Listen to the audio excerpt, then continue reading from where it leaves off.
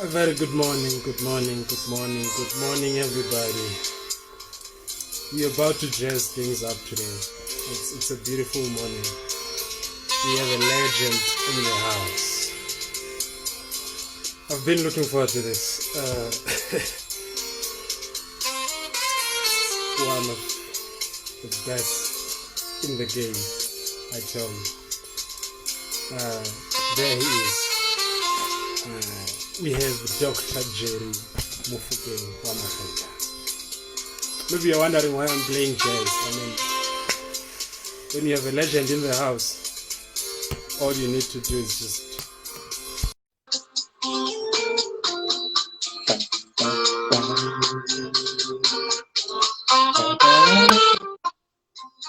And there he is.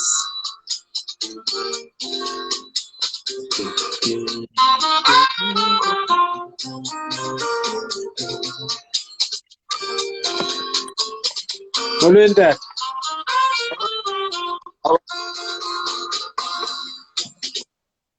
Are you good? I'm good, Tata Kunjan. I'm well. That song you're playing, it was used to introduce Sizwe Banzi is Dead when I was performing it in 1984. Yes. I knew jazz will do something to you.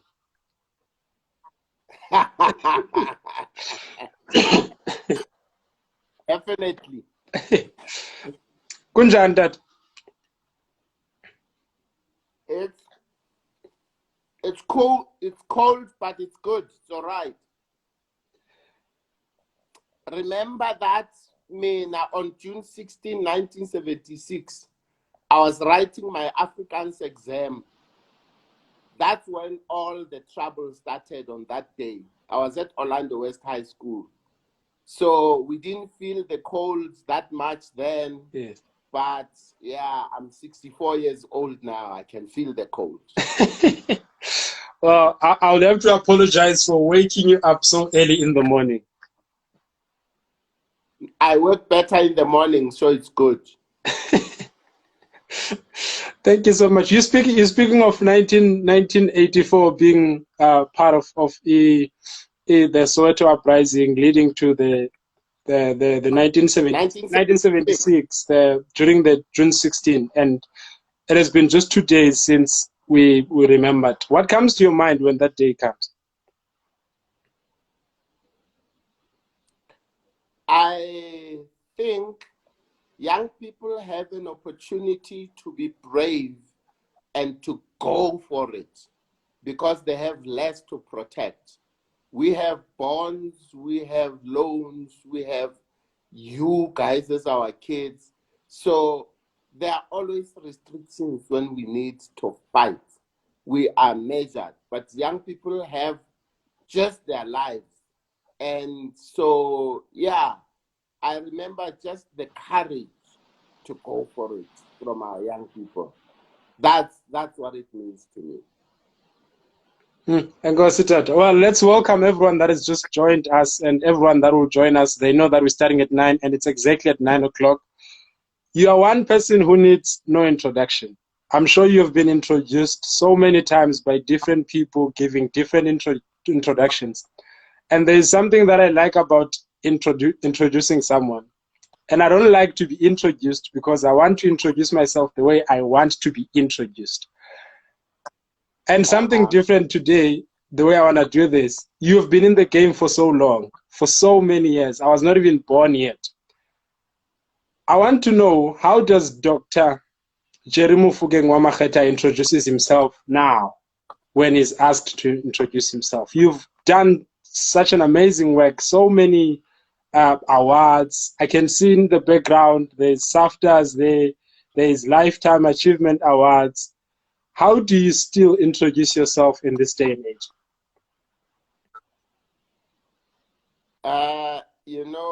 More often than not, there are things that we highlight. Born on April 17, 1956, on that street where the drama happened on June 16, Moema Street, between Orlando West High School and Hector Peterson Memorial. My home is in that street. That's where I was born. When I was about 4, I went to live in Lesotho. That's why, but what was to say, from the age of 4 until 11, Lesotho. Yes. And then I came back in 1967, Standard 3. I went to Mzimhlope Higher Primary and then went to Orlando West High School in 1970 to do so-called Form 1. And I did my years until 74. And then 75, I went to work as a Bantu mail clerk on Loveday Street in Johannesburg in an insurance company. 76, I went back to class because I was not satisfied with what I saw about myself. I must always depend on the niceness of white people to go anywhere. I thought, no. So I went back to class 1976. And fortunately, my principal, Mr. Mzaidume, allowed me to repeat matric. So I swallowed my pride and I did that. And 76, we didn't write. 77, April, we wrote our matric. And that's how I ended up with this doctorate that I have today, because I made that decision not to be satisfied with less than me. So 77 we wrote, and then they said I got school living, and I refused. I said, no, I've passed. They said, no. I said, there's no remarking. I have passed. Give me my matric. And around August, they gave me my certificate and said, under new regulations, you have passed. I almost wanted to query that, but I thought, no, I don't care about new regulations. I always told you I've passed. So I got my certificate. And then fast forward, 1983, 1980, I got married to my wife. So this Sunday, we will be exactly 40 years married. Wow. This Sunday. It's our 40th anniversary. So 80, I get married. 82, I go in audition at Wits Drama School. 83, I started studying at Wits Drama School. I did a good number of plays, but I told you when we started here, you were playing Mannenberg. I played Sizwe Banzi is Dead in my second year at Wits. Yes. In my third year, I acted in The Island. In my fourth year, I directed The Blood Knot. That's amongst more than 20 productions I did in those years. You learn by doing. They don't bluff. People want to get into a soapy and be famous and think they've arrived. You learn by doing in our fields. You learn one layer at a time. You make your mistakes and then you correct those mistakes. That's how we learn. And so 83, 86, 86, Peter Brook came into South Africa to come and audition for Mahabharata, the 9-hour epic on stage. 9 hours. And I remember auditioning at the Market Theatre, and me and Mavuso Shabalala got into the play. But I had already applied for the Fulbright scholarship. So I was in a big dilemma. Do I go to America or do I go to Spain? And I decided to go to America to go and study, because when you've got education, you are armed for life. You don't have to audition for life. You create work for yourself. Those who want to say, hey, Dr. Cher, I want to be like you, say, oh, you want to go to study for 8-9 years? No. So what do you mean you want to be like me? You just want the benefit without the investment. you know. So I went to study in the US 87 to 91. And then I came back and I taught at Wits, and I was teaching part-time at the Market Theatre Laboratory. Yeah. And then it grew from there, artistic director, deputy artistic director at the Civic Theatre. And then I went to work in government, then artistic director at the State Theatre, artistic director at Parkov's. But then not much accolades in theatre, really. Yeah. What you see behind me is what people have recognized from my work as an actor on film and television. Yes. So 2013, I got a Lifetime Achievement Award for my acting. And then in 2018? 2017. I got then I got this one. Oh, I don't know if it's written the year. The SAFTA.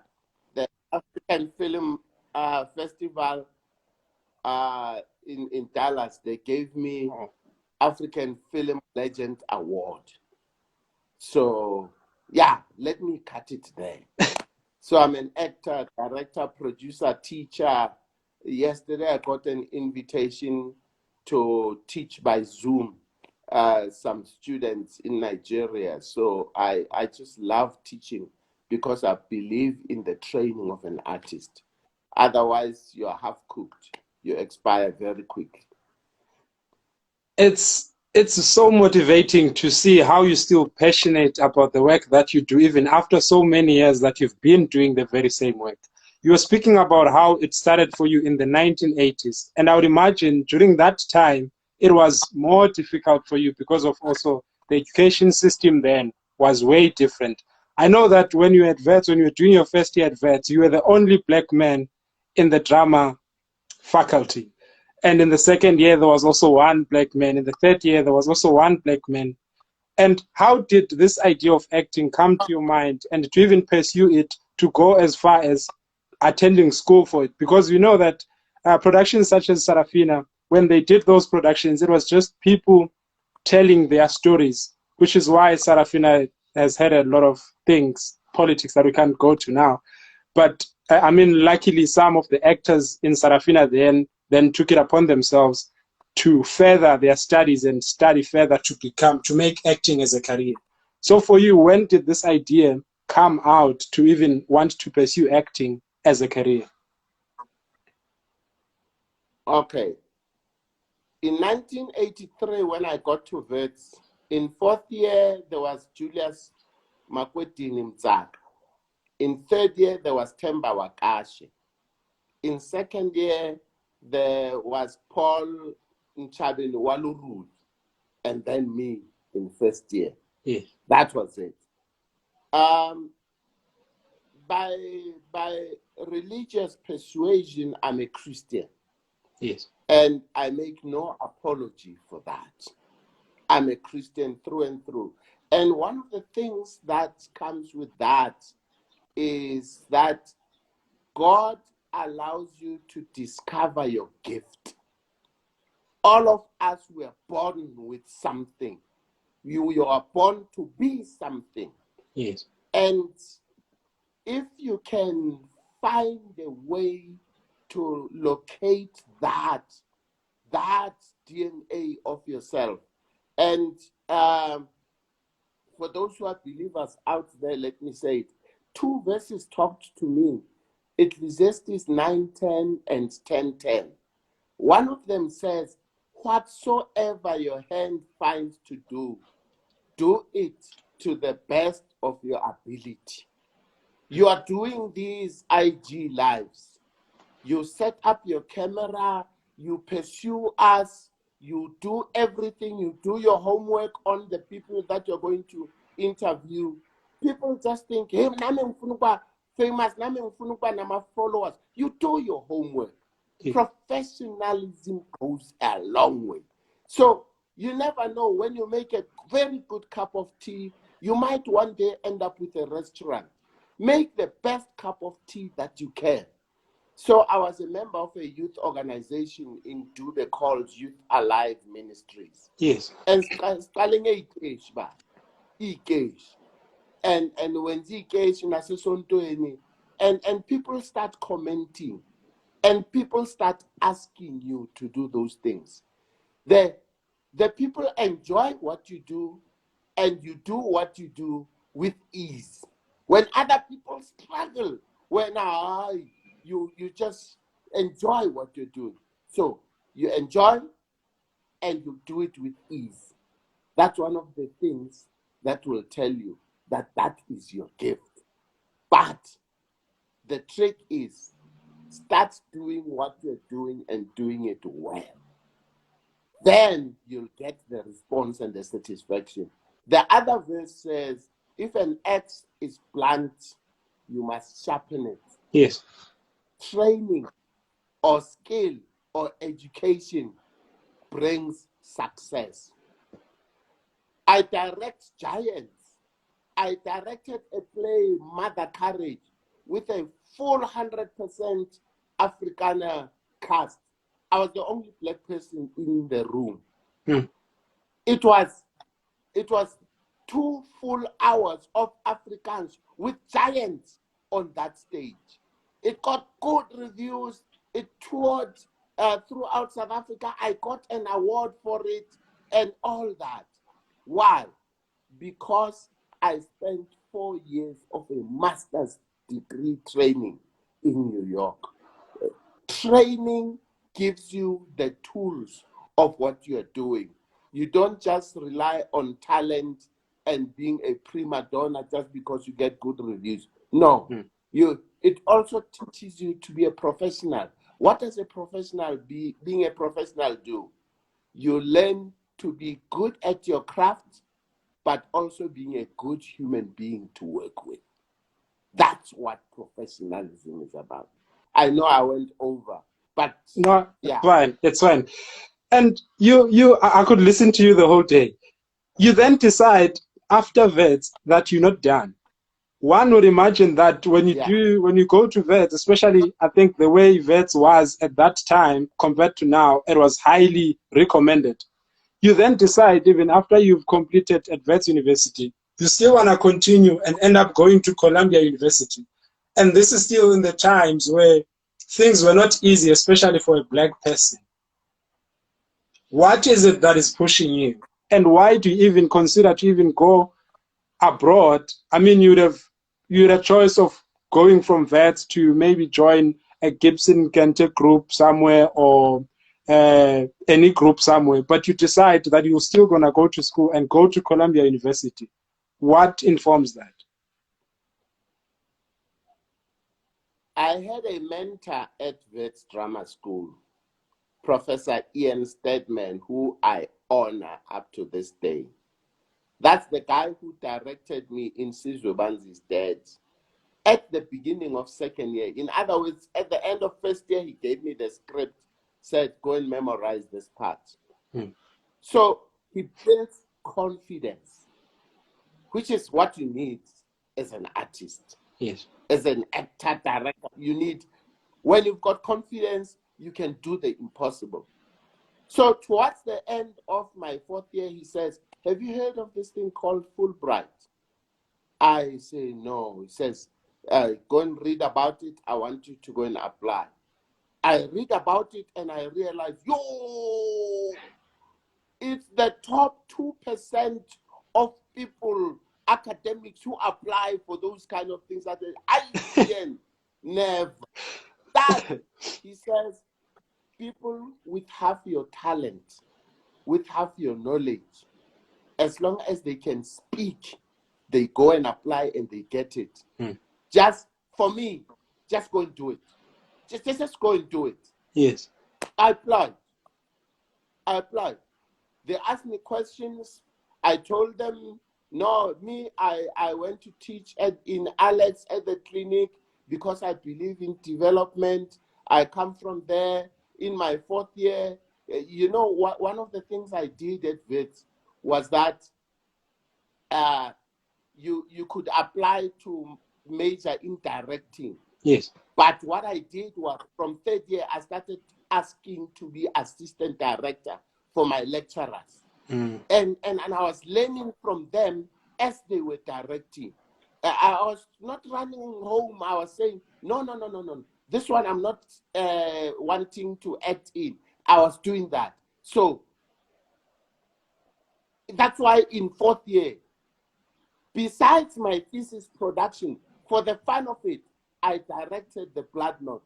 90-something pages of a play, two-hander. One of the actors was Zayn Mears. I think you know him. Yes, I do. And I just thought, yeah, man, I can handle words. I can handle an actor. So, you see, Vet's drama degree makes you a general practitioner if you are a doctor. But a master's degree makes you a specialist. And I went to New York to go and learn to be a specialist director. That's what I was doing. And for our practicals in that school, we were getting professional actors in New York. They came to audition for our plays. You were not directing students, you were directing professionals. Yay! It was scary. But I proved to myself first that I am a director. And the guys who were teaching us, that they were, there's one guy who came from Romania. Yes. And that guy, he's a maestro. He's a maestro. He taught me things I could not have thought of. But he'd say, why do you have that lady on that stage? I said, no, I want to play with levels. I said, no. What does it have to do with the play? No, he said, you don't need that ladder. They take it away. Do the play. Don't do tricks. What? I said, Larry, do the play. Don't do tricks.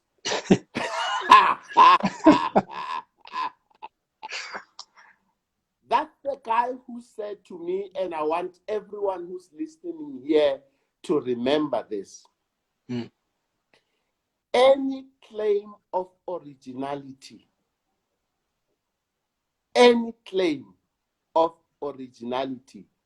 is a sign of ignorance. If you think you are being original in what you're doing, it shows you haven't studied enough in your field. Whether it's in directing or acting or whatever, you are not original. There are people who have done it before and they've done it better than you. Go and read, go and study, go and, there's another place where I sit where we evaluate people's proposals. And people propose, and the people who are on the panel adjudicating, they say, no, I remember a film from Australia, or I remember a series from Poland, or I remember, and it is out of the knowledge of what other professionals are doing. Not only right, all those who are getting it wrong, you also know how they're getting it wrong. It was great for me to do theater in New York. Why? In New York, the whole city is your laboratory. You see the best theater and you see the worst. You learn how not to do it. You also learn how to do it.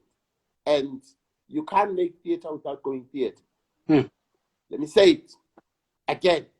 You cannot make theater without going theater. Not only the guys that you respect, go to community theater festivals, go and see how the young ones are messing up, and then come ask me if I have an opportunity, if I'm doing a play. I always have 2 seats for young directors to be observing. Do that, and be writing notes, be asking questions, be whispering something. You can't make theater without going theater. If you find yourself, everyone says, hey, I want to learn from you. I want you to be my mentor. the best I can say is, if you find yourself on set with me, come to me, let's talk. I'll tell you how I'm doing what I'm doing on that set. And I didn't want to do name dropping. I was on set with Sidney Poitier when we were doing Mandela and de Klerk. Yes. He was Nelson Mandela, I was Walter Sisulu. And I have a problem, SJM, that if we do a scene and they keep cutting and cutting and cutting, after about 7 times, my mind freezes. Yes. And I lose what I already knew. And that happened to me. And I'm on set with who? Sidney Poitier. And I think he's going to freak out. He's going to, no. He says, look, Mr. Director, can we step down for a sec? Director says, okay, good. Says, brother man, come, let's go and have some coffee. We'll go and have coffee, and we talk about the weather. And I tell him I was in New York, and he's impressed, and we chit-chat and what have you. And eventually he says, are you good to go? I say, I'm good to go. I say, you sure? I say, yeah. I say, all right, let's just speak this scene as we go back to set, and we just speak dialogue like we're not speaking, like we're not doing dialogue. And we can say, Mr. Director, we good to go. We clapped that scene. We clapped that. It's the scene where O.R. Tambo arrives in South Africa, and I am there as Walter, and he's there as, and the first time as an actor that I got an applause was the scene I did with Sydney, where we are sitting in that prison where Makhetha was in a house. Yeah. Where was that? In town. So we're talking about Winnie, but we don't mention her name. So we keep talking about the garden and the vegetables and the fruits and so on. Most silent scene. And after we did that scene, everybody stood up and gave us a standing ovation. Why? Because Sydney had inspired confidence in me. And so those who have worked with me will tell you, I try and inspire confidence in the actors next to me. I'm not a prima donna on set.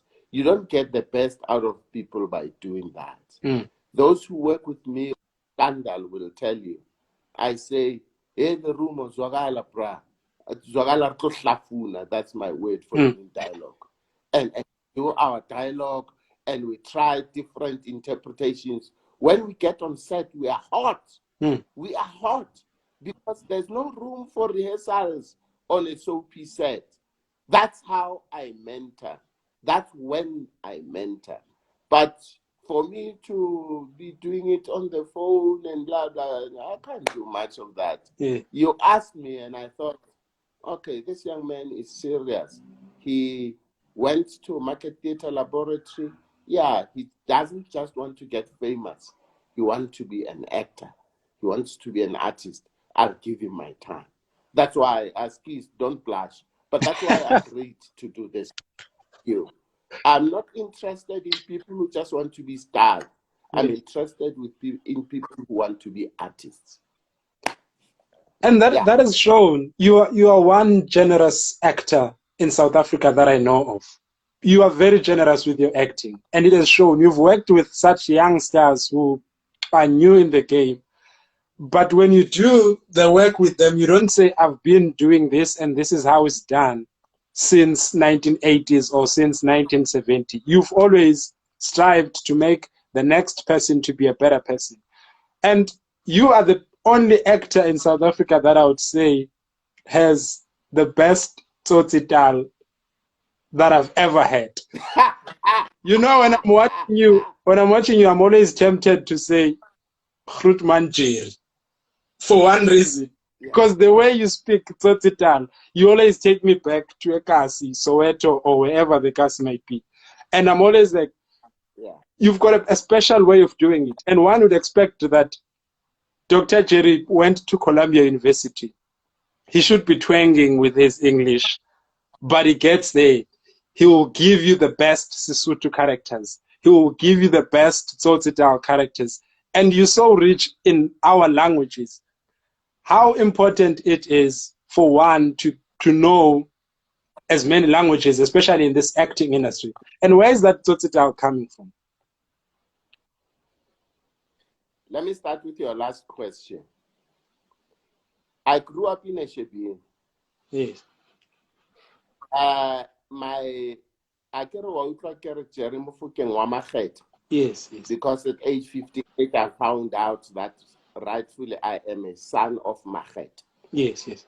But in the Mofokeng family, Mr. Mofokeng passed away when I was 8. And I was living in Lesotho. So we were very, very poor. My mom decided to open a shebeen in our home. And so what I had to do was to go like 2.5 kilometers to Epareng,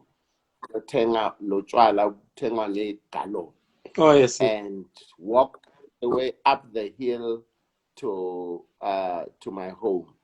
And then near bottle store, near stock. Yes. And the little kids were not allowed to get into the bottle store. So I always had to give people money which bank tengel. I don't even know which bank a change or what, but they bought for me and then came with lesser stock. And so these guys, abaze loud zopuza like that's what it all grade A.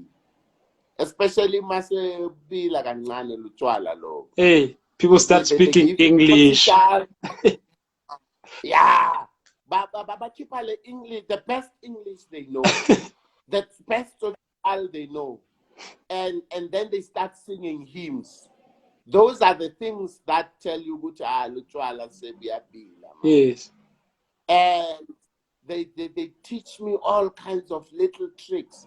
I remember this one says, write 7 numbers there.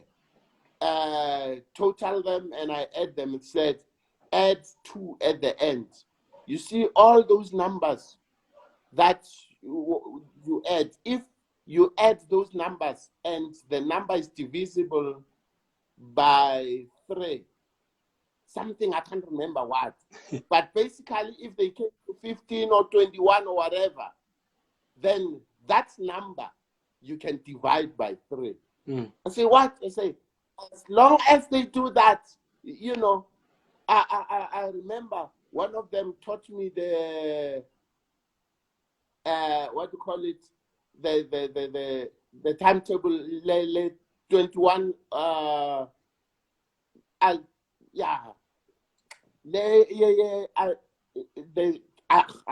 remember. Which one is it? Yeah, of course. But the table le yama elements up to 21. You know, helibebisin of nenam galsip clacker, hydrogen, helium, lithium, yes. Blah blah blah blah blah. I knew them up to 20. I learned them as 40 out of these guys. You know, so at the time you don't realize ukuthi iyangena lento kuwe. You don't realize.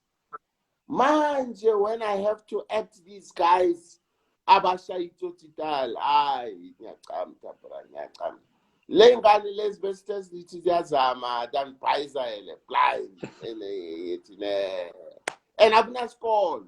And basically mina, I get my scripts, I don't bother ukuthi ba translate bathini. I just translate into language ga Makhetha. Yes. And absolutely namagama wabantu Yvonne became YV. The first day Slangane said him, I say YV, you said my baby. Gwaba igama lakhe, Tot Panda. Yes. And all that who did. So that's how I brought in Tsotsitaal. But then I told you, remember ukuthi ngikhulele Lesotho from when I was 4 until I was 11. Yes. I didn't realize how much Sesotho came into me until I had to do that play, that drama, Nasajin Kokobere. Yes. And they brought in one guy, was it to Silas Minyati, to be the language coach. He listens to me just once. He said, "Hey, Munna, Buga, Munna batlo senyana kwa ka wena Munna, wena o bua ntho e o batlang o bua. O tla fela o batla thuso mona le mane fela bua ka mo o ratang ka teng Munna. Ke a utlwa hore chipu ena e so Munna wa e hlafuna." And that was that. That was that. So I can act a guy who comes from the mines, who cannot construct a sentence in English. I can do that. So it really helps when you do a language and you do a character and you can be specific to the language of that character and speak with the accent of that character. Then you are doing justice to that character. Malfuni English, you say England, I should be able to do it because vets taught me to do that. Yes. And English, yeah, Sizobansi State, realize the character Sizobansi and Buntu, they are speaking in English. They are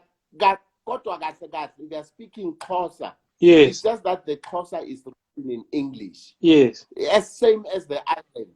And so you need to give it that quality in order to do justice to it. You should be able to be versatile. Why do we get awards? And let me say it. What makes you a legend? You don't call yourself a legend. The observers, the industry, and the public and the critics, they will tell you when you are a legend. What makes you a legend is the depth and the breadth of your work. The depth and the breadth of your work. And at this point, I know I could get kicked, but let me say it. The problem is that there are actors who can only act one role in everything that they do. And I find that problematic. Because an actor is like a chameleon. It's like a chameleon. You take the colors of the play you are in. You can't njalo wena utsotsi. It doesn't matter what you're utsotsi nje uphelele lapho. You can't act any other role utsotsi. You are a specialist utsotsi. Bazongishaya ke. Kodwa that's the thing. That's why then I guess I can do Mama Jack, Bangflag, and act utsotsi and be a victim. And then you victimize abanye abantu. You can't say Auti is a good mafia. They said Peleleda. But that's what I went to school for. To be able to say, what does each character require? And then I give it what it requires. And what you're saying does show, especially on our television, we do see some people once and we see them forever doing just one character. Yes. The only thing that changes is just the character name from one soapy to another. And that just speaks to how important training is. And everyone that has seen you perform knows that you've been that person who's very passionate about it. And all the characters that we have seen you play are way too different. And also your comedic bone is it's something that comes out in your book as well, because I was reading your book, In Love and Intimate. The way that book is so relatable that as young as I am, I picture myself during your time, and there's even a part where you are describing how when you came from Lesotho to Joburg, how you saw the way people kiss in Joburg, and you describe it as though like someone is searching for something in someone else's mouth using their tongue. And the way you just take us through that book. And when you then talk of Mama Jack and we see your characters such as Moscow and Scandal and all the other characters, even like on the character Gray, you played on Five Fingers, like you always strive to be a different actor. And that shows because your training. You've trained so much. 2019, the Market Theatre with the Arts Konachen come out. They say they want to release this anthology of a collection of African monologues. One would say that Jerry has done so much in his life. But you go on to say, I want to be part of that book. I want to write something. And you wrote a monologue, Tseka. I don't know if I'm pronouncing it right. Tseka. Even after so long, you've gotten a Lifetime Achievement Award. You've got 3 SAFTA awards. You've got more awards. But what is that importance of always documenting stuff for you? Sinokwenza mistake. It ngibizwe. Mosa. All right. Sisenza mistake, Bob. As Black people, we don't document. You can talk about me, but what happens to those people? The book, In Love and Intimate. We don't document. And so when we die with the encyclopedias that we are. And that is problematic. I'm starting now. By the 1st of January, I need to have written a book for men, on being a man. And if I'm not mistaken, a few weeks ago, you were interviewing somebody about this whole notion of manhood. Yes, a clinical psychologist. Yes. And so you see, I'm also following you. I see. Thank you so much. So I'm writing a book on manhood. And so, yeah, let me show those who didn't know. Yes, This is the book you were talking about. Yes. In Love and Intimate. Yeah. And they can also find your monologue on this one. Yeah. Yeah. I think it's important to document the things that we do, the things that we invest in. And I'm sort of trying to also shoot and film the plays that I have directed. I've just done The Island with 2 women. Yes. 1 black, 1 white. Absolutely. I think it had never been done before with women. 1 black, 1 white. The last scene where Antigone and Creon speaks 100% good Afrikaans. Antigone speaks Sesotho sa Lesotho. And you hear it differently. But that's what a director should do. You bring your own interpretation and signature to what you direct. So, yeah, I just think it's important. And I want to go into writing. And so that too many people are calling me. I'm doing my high school assignment. I'm doing my thesis, and they don't know where to find us. And I can't always be on the phone. They should be able to just type my name and get everything there. And I think I haven't done enough, so I'm going to do that. And you just touched on how you want to write about men, and in relation to our soapies and our movies as well, especially in South Africa, especially when you look at South African soapies, the way in which Black people are portrayed. I know at some point for some productions it's always business related, and what is very unfortunate is that we learn so much from what we see on television, especially during those prime time soapies. You are one person who has played different characters, and some of them, I would describe them as bad guys.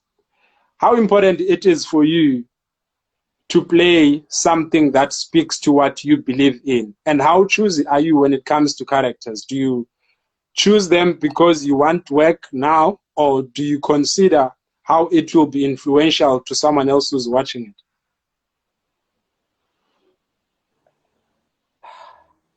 I will not be specific, but there are roles I will not play. Okay? But people must understand it's exciting to play what you're not. Very boring to play angels. In my other life, you can call me Umfundis. One of the things I'm known for in the industry is marriage counseling. A lot of actors, directors, artists, they come to me for counseling. So when they have problems in their relationships, in their marriages, and that's what I do. Now, it would not be great for me to play that character in a film. But to play a bad guy, it's fun. It's fun. Now, I've worked in church environments also. And I've written the prostitutes. I've written, if you read in the Bible and you read the story of Esther. Yes. There is a man in that story who wanted to kill all the Jews, all of them, by telling lies about them. And he ended up hanging when he was found out. He is an exciting character to play. I did a one-man play that I wrote for him. And I think it's Haman, his name. And he starts off by just saying, look, me, I'm a victim of circumstances. Truly speaking, people didn't understand me. And I've been misrepresented and I've been misadvised. My wife, it's my wife's fault. She told me that I must kill this bastard. It's not his fault. And it's an exciting character. But to go and play an angel, it's difficult. When I was at Wits Drama School, there's a play, I think it's called The Bekai. Yes. It's a Greek play. In that play, a woman is like a sangoma, and she loses her mind, and she kills her son. Then her father takes the head of her son and shows it to her. I had to play that part.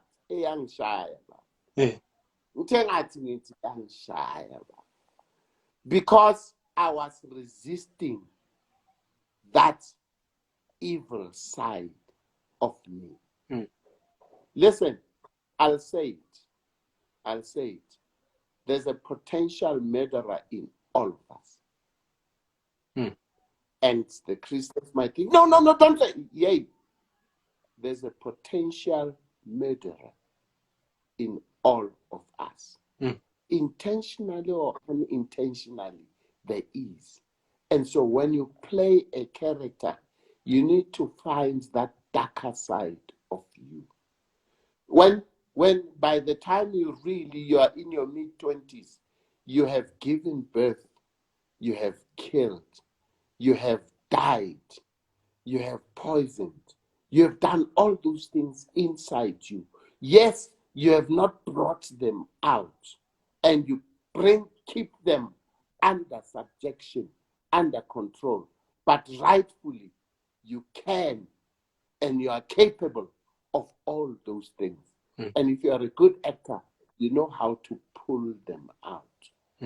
How to pull them out. But when you go on stage, I told you I did Sizwe Banzi. Yes. And there's a scene where Sizwe then says to Buntu, look, what's wrong with me? I'm a man. Look at me. I've got eyes. I've got ears. I can think good things. I can run with a full wheelbarrow full of cement. I'm strong. I'm a man. What's wrong with me? And it touches the raw nerve. As a young actor then, I started crying in rehearsal. And the director left me to cry. I cried, he left me. Afterwards, he says, why are you crying? I tried to justify. He says, no, it's Jerry who's crying. It's not Caesar. Caesar cannot afford to cry. Because here's what we do as actors. When you're supposed to cry, you stop at 99%. Then the audience will cry, not you. But if you cry, you consummate, you finish the action, and the audience just says, "Shame." And so, as a director, even now, I then teach my directors, my actors, and demand you stop at 99%. Jane Mpolo, who was playing the role of Winston in the island. There's that scene, the third scene. He says, your freedom stinks and it's punishing me. Very soon you'll be walking out there. And John tries to rebel and says, don't fucking give me that. And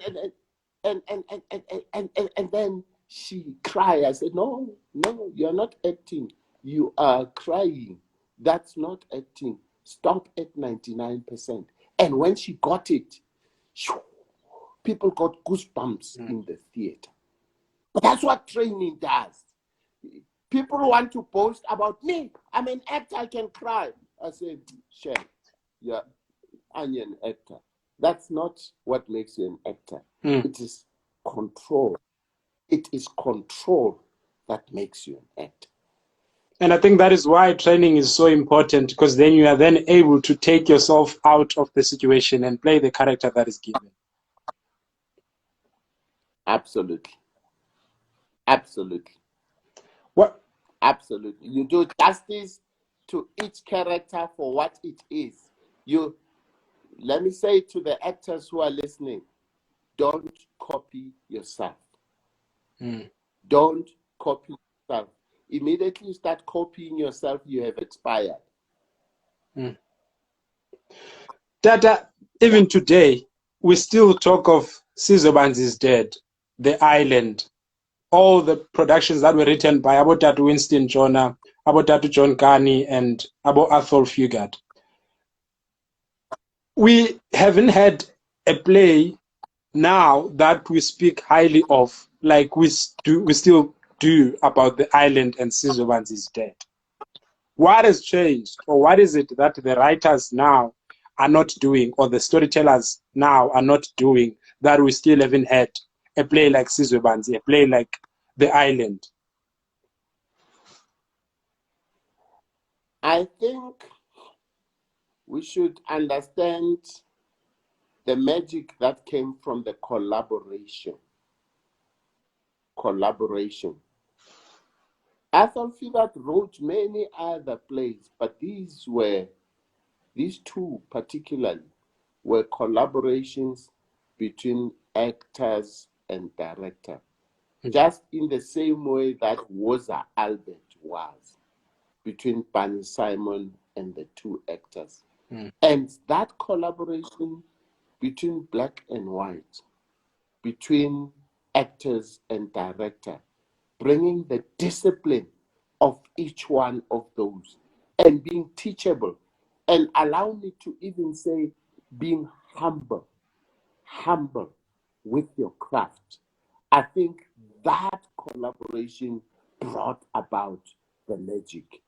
We have a problem now, and I've been a victim of that myself.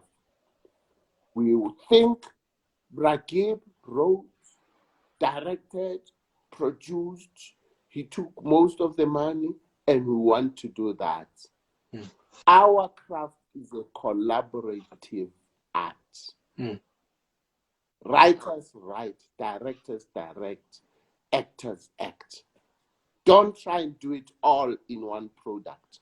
And as a result, I've decided if I write anything, I'm not going to direct it. Somebody else must. I am willing, my best hand is that of a director. I can even, I hope, even rescue a mediocre script and give it a great opening night. But I can't quite do it with my own play because I have a blind spot on the weaknesses in the script. I directed Zayton does a Nan's romantic story. Yes, yes. Which is based in Lesotho. Now I know a bit about the history of Lesotho. Lento I usually when No, we still have time. how many minutes do we have? We've got 10 minutes now because we started at 9. Okay. I did a Nan's romantic story. And I've worked with two Nokwe. Two writes, sings, and plays the music. And I remember the song. It goes something, oh my, oh my, oh my, oh my, oh my, oh my. And I remembered that song. And there's a nun in the play. And I decided to get a white actor, Yael Faber, to play the nun in Lesotho, because there are white people who are nuns in the Roman Catholic Church in Lesotho. And I got her to play the nun, and I got to teach her that song. And I told Ndatemda, I said, Ndatemda, please indulge me. I am going to do this to your play. Allow me to do this. He said, you're the director. You decide. That's what was beautiful. Just like Tate John and Athol Fugate, when I said I want to approach the island this way, they said, you're the director, you do it. We trust you. So I did that and gave it a flavor that it had not seen in. And it's one of those that I guess entrenched my signature as a director. You mustn't be predictable. You must not be predictable. And yeah, I've enjoyed directing, Baba. I must tell you, I enjoyed directing. I did a Raisin in the Sun in 94, I think it was 93 and 94. And I directed Nomhleng Konyeni as the mother. And Pamela Nomvete was Makoti, and Selomake was her husband. And I did it in Durban. The joy of directing Nomhleng Konyeni. She was the great. You realize when she was doing all those plays with Athol Fugate and what have you, I was still playing Amamables as a little boy. But she allowed me to direct her. It was such a pleasure that I ended up directing her in Bushman and Lena. Yes. And she so enjoyed, because here's the thing. Any one of you who's a director out there listening, don't direct somebody that you're afraid of. Because directing is suggesting. Opening night is in one head, and that of the director. And she was happy. Oh, we are director, boy. We are director. So warisheka, boy. Nzawenza, nzamdlala, ulina, nzakunikeza ulina, warisheka, boy. She was struggling with dialogue at that point. Yes. And then we had talked about taking away her false teeth. But she didn't warn me when she was going to do that. We've been counted down. I don't know if we can come back and wrap it up. Sibanikeze enough, Labantu. I think we've given them an hour, don't you think? It's good enough. Thank you so much, Tata, for your time. Okay. I really appreciate